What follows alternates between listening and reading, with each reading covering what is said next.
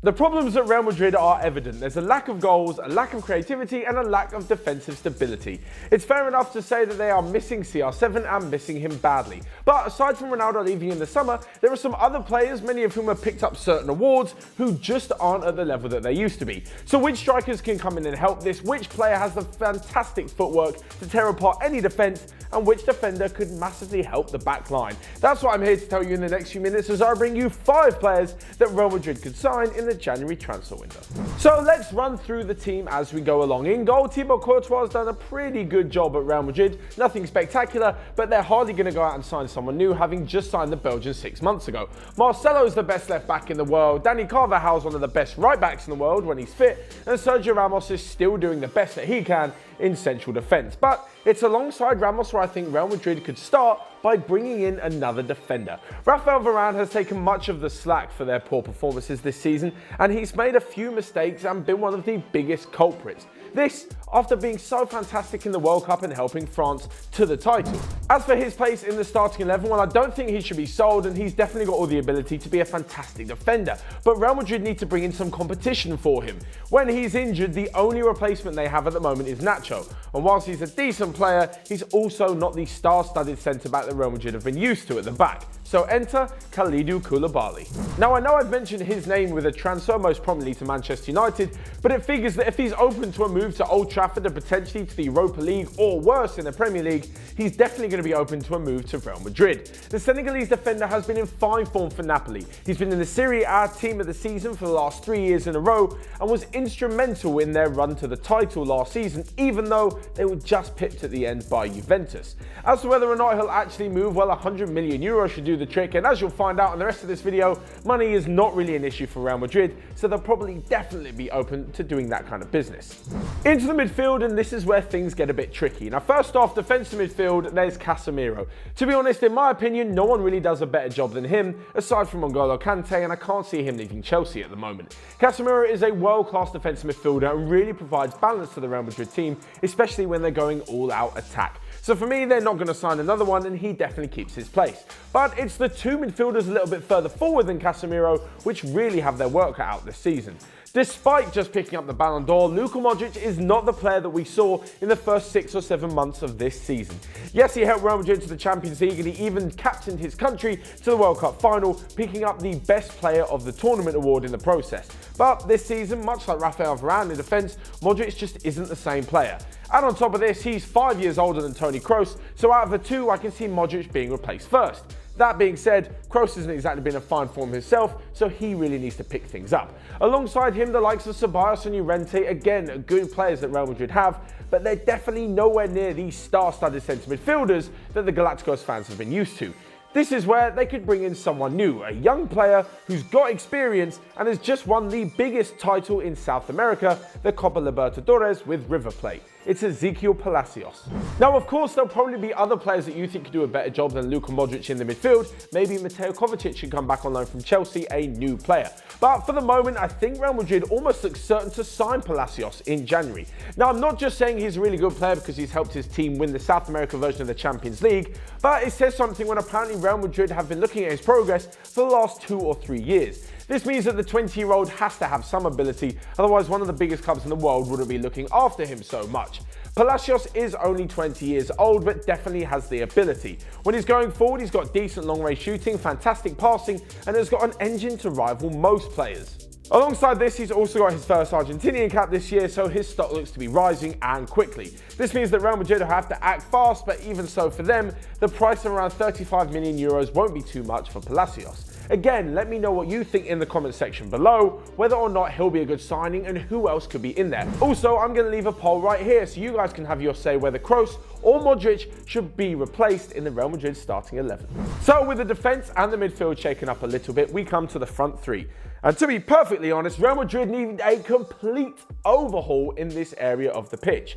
They need to strike fear into the opposition, have 3 fantastic players running at the opposition goal to find the back of the net more frequently than Ronaldo does the sunbeds. First off, let's look at who doesn't make it, and Isco is definitely out of the team and probably out of the club sooner rather than later.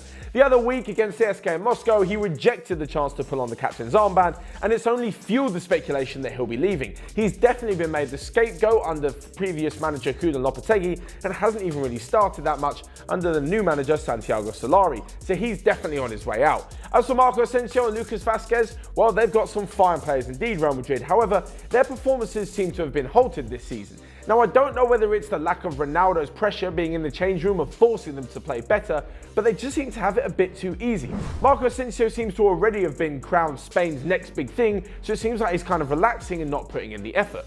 As for Lucas Vasquez, well, I feel like he's reached his ceiling in terms of his ability and where he can go. They have the youngsters Valverde and Vinicius Jr. being one I especially expect to see in the first team more in the future, but again, they're only youngsters, and to ask them to replace what Cristiano Ronaldo can bring to the team is just too difficult. This means that I feel like Real Madrid should be going for a two-man forward line with one player in the hole, a creative player, someone like Eden Hazard. Now, there is nothing this guy can't do, it's just whether he's consistent enough or not. Last season under Antonio Conte, Hazard was brilliant, and this season he's been even better. However, a few seasons ago, he had that one year where he could barely even score a goal. This is the kind of thing that I think can be corrected at Real Madrid, where they have such an attacking emphasis in their team. With a three-man midfield behind him, they'll practically be giving him the ball at every single opportunity, and he'll just be tasked with going forward and making stuff happen.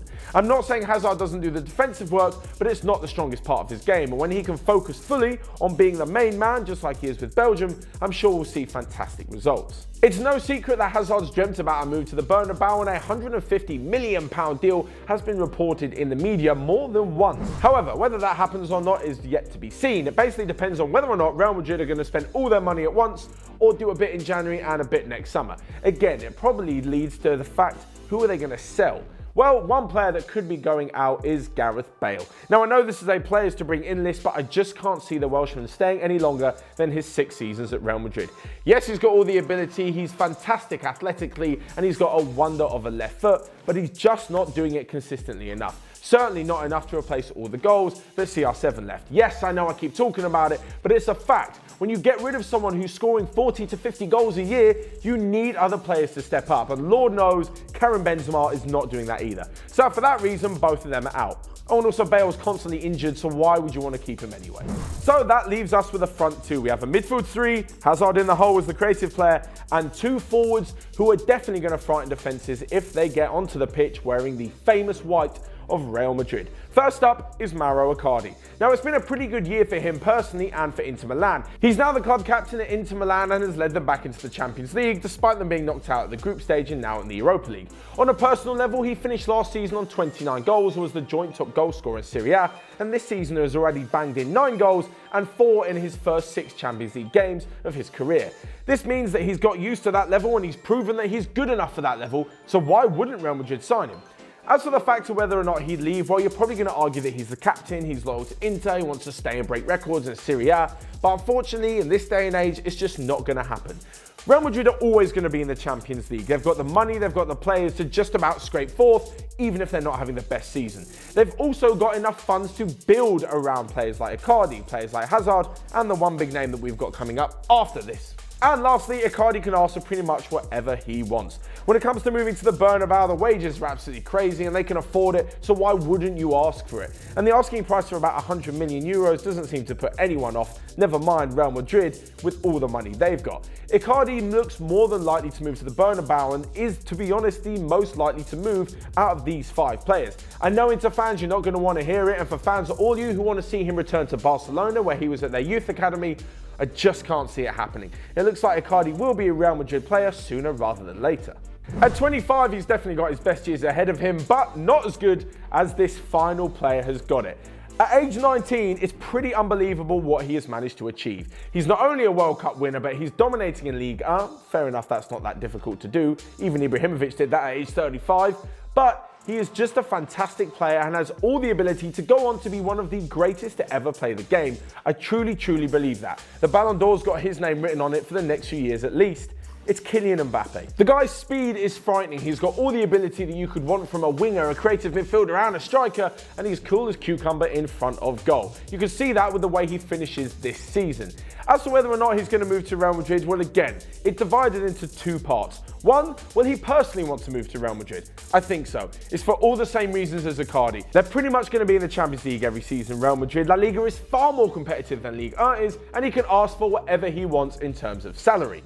This, combined with the fact that he's just 19 and could move to the biggest club in the world for the next 10 to 15 years, means that he'll pretty much definitely want to join. He knows that if he comes, other players will want to join with him, just like Ronaldo at Juventus, just like Messi at Barcelona. Wherever the best players are, it attracts the other better players that are going to want to come and play with him.